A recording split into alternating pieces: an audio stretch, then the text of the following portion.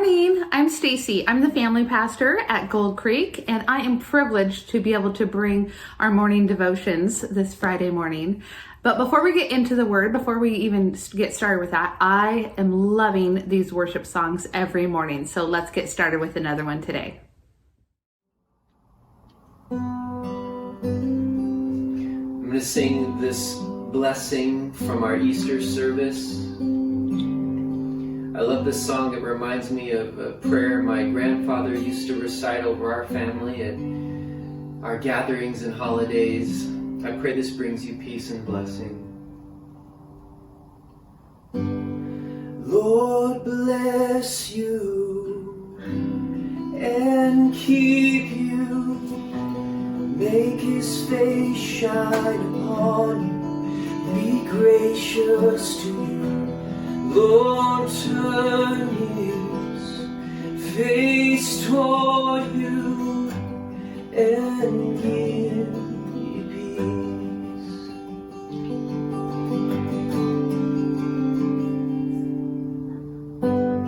Lord bless you and keep you, make his face shine upon you, be gracious to you. Lord turn his face toward you and give you peace. Amen. Amen. Amen. Amen. Amen.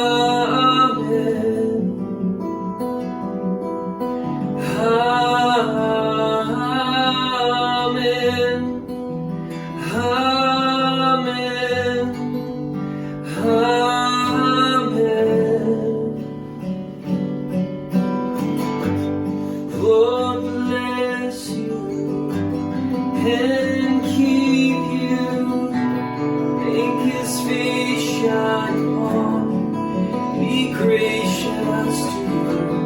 Lord turn his face toward you and give you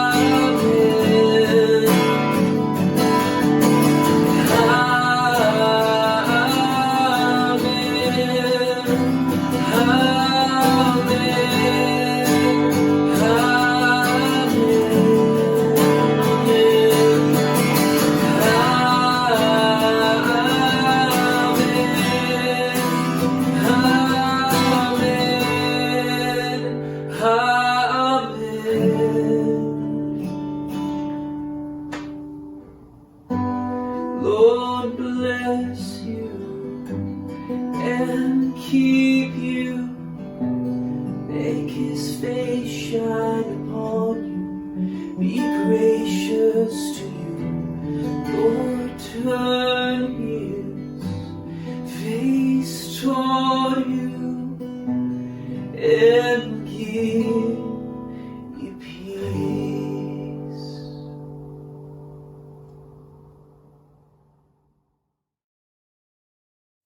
Oh, thank you. I love that song. I have so been loving the worship songs and Pastor Dan's devotions every morning. It has really helped me to develop a healthy habit of putting God first every morning. And that's exactly what I want to talk to you guys about today is healthy habits. And what are your days looking like? Here we are in quarantine day number 751 or something like that. I don't know. All I know is that I have never loaded and unloaded my dishwasher so many times. Last night I was like, I think I've done this already 4 times today. Like, how are we going through so many dishes? And granted, I do have a lot of people in my home. We've got 6 people living in the house right now, and most of my kids are adults. So yeah, it's busy, and we're going through a lot of dishes and a lot of garbage and recycle. So, healthy habits. And what is your day looking like? I've also been going through the 1-year Bible. Our whole staff does. And this year in particular, even before all this came about, so many of you have joined us in that. And it's fun to see everybody's comments and just thoughts about the readings, because some of it is really encouraging, some of it is confusing, and some of it is just weird. But it is all good. So today I'm reading from Psalms 92. I'm actually reading from a couple. This is from a couple days ago. Psalm 92 says, "It is good to give thanks to the Lord." Okay, we know that. And Pastor Dan every morning has been sharing what he's grateful for and the things that he can't control, which for me, it's been a healthy reminder to hear that every day.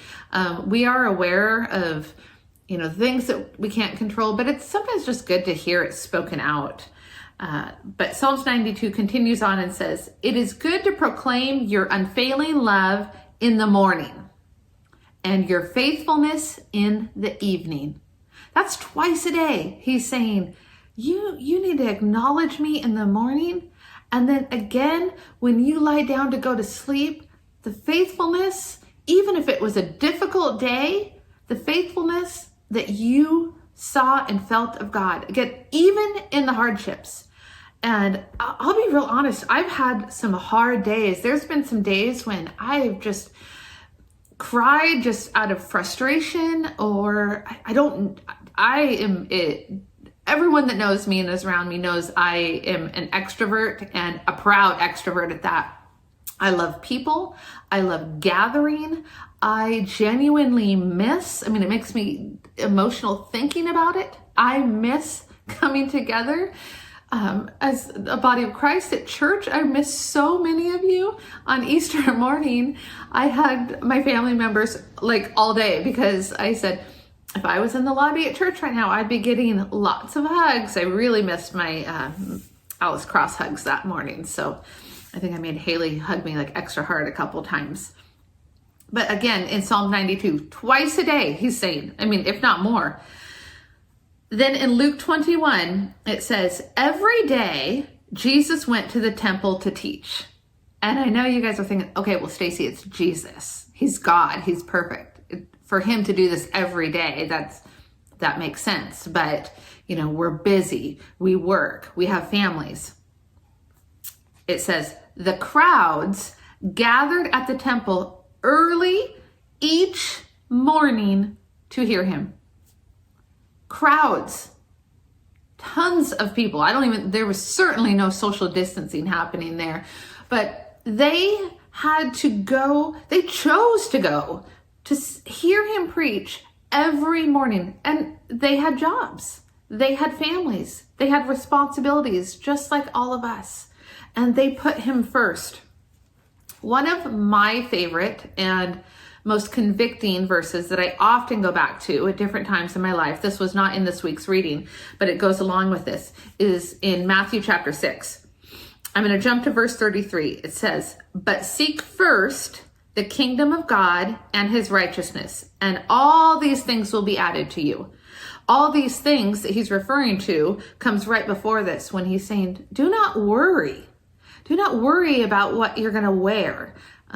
Certainly been easier these days not to worry about what to wear.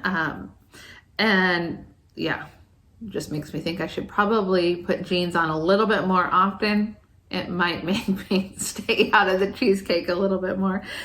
But he knows that we need to eat. He knows that we need shelter. He knows our needs.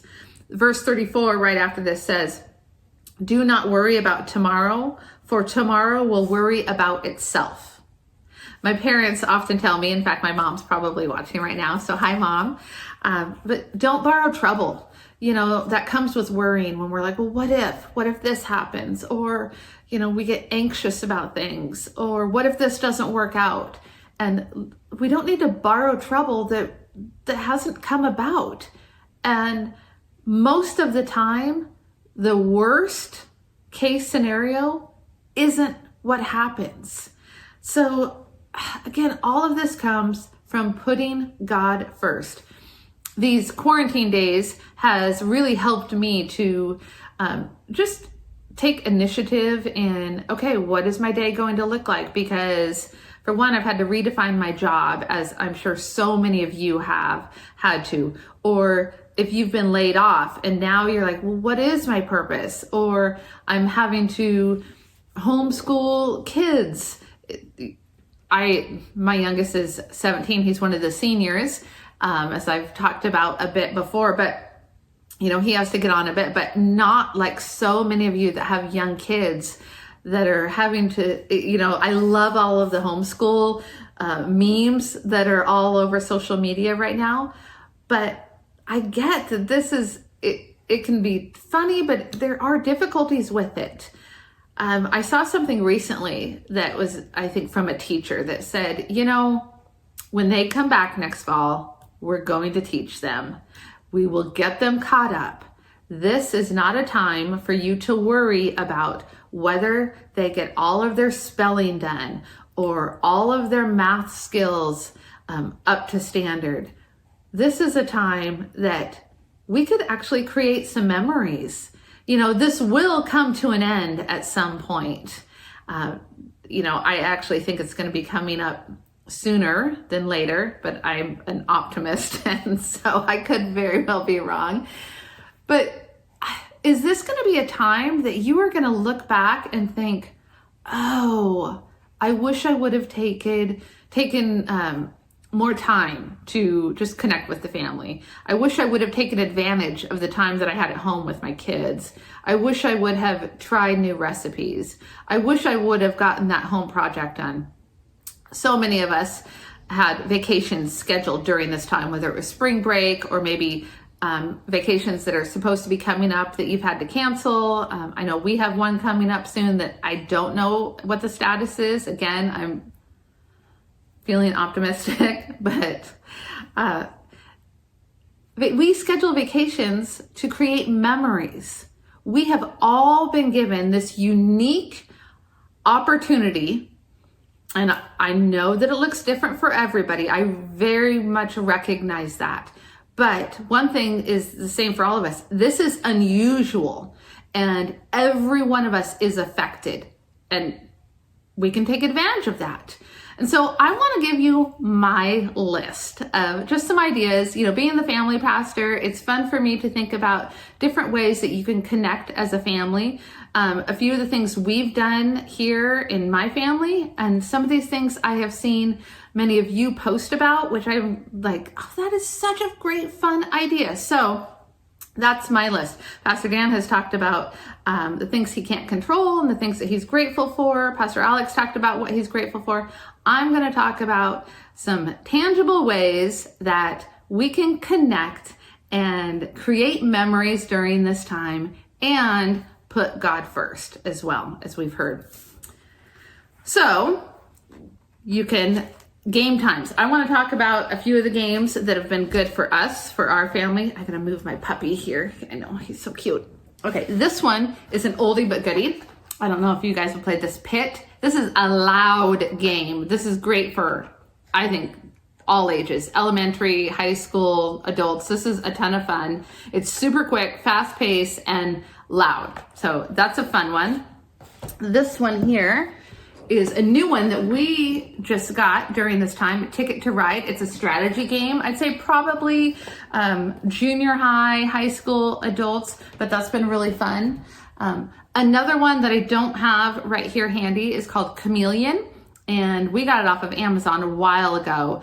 And that's another kind of strategy game that kind of, it reveals who the good liars are in your family. And a fun little fact, we actually have played that game with Pastor Larry and his family, like all before this has come about, and I was able to have people over, and he actually won. He was a really good liar. I'm just saying. I don't know, he won a big prize that time too. A couple nights ago, our family did a luau themed dinner where I had all of our family dress up in Hawaiian wear. Some of the boys wore their swim shorts with t-shirts. I had some Hawaiian leis. We had Hawaiian food. Just, something again that we can create some memories. I saw a good friend of mine. She did the Chopped, like Food Network show idea where she had different food items that each of her kids had to create some sort of an appetizer or a meal out of, and then her and her husband were the judges and rated them. I thought that was a ton of fun. What are some other things? Maybe you don't read and you're like, this is a good time that I'm going to pick up a book. So many people are sharing different book ideas or book recommendations. Obviously you can do movie nights. I have been walking way more. We've been so just blessed, and I'm grateful for this good weather that we've been having. And while I've been walking, I've been listening to worship music, and I know that God's word says to put that in our mind constantly, to put him first. But man, it really has provided so much comfort and peace for me during this time. I'm going to do a little plug for our Connect groups. If you are not part of a Connect group, they're still happening. In fact, new ones can start. Zoom has become a household word in, I think, pretty much all of our homes. And we have had some fun Zoom connection time with our supper club group, with my ladies' Bible study, with our families. We played some games, actually some online games that you can share your screen and you can all participate in. There's a lot of ways that you can still be connecting with people. And so if you're like, I still want to connect with people and in my church, or even get to know new people, that is still possible. Speaking of which, I have loved seeing that so many people are connecting more with their neighbors. Myself, I actually, right before Easter, delivered some neighbor Easter baskets to 5 of my closest neighbors, 3 of which I think I've only talked to a handful of times in the 9 years that I've lived here. And it was really fun to talk to them, and I felt convicted, like, why have I not done this before? This is so sad, and I'm a pastor and I need to be connecting with people. And I invited one of them that I was talking to watch online, and she was just so grateful that she was, so again, we can still be inviting people, we can still be connecting. Let me see, what else have I got on here? Game times, new recipes. I did write, start exercising more because you have the time.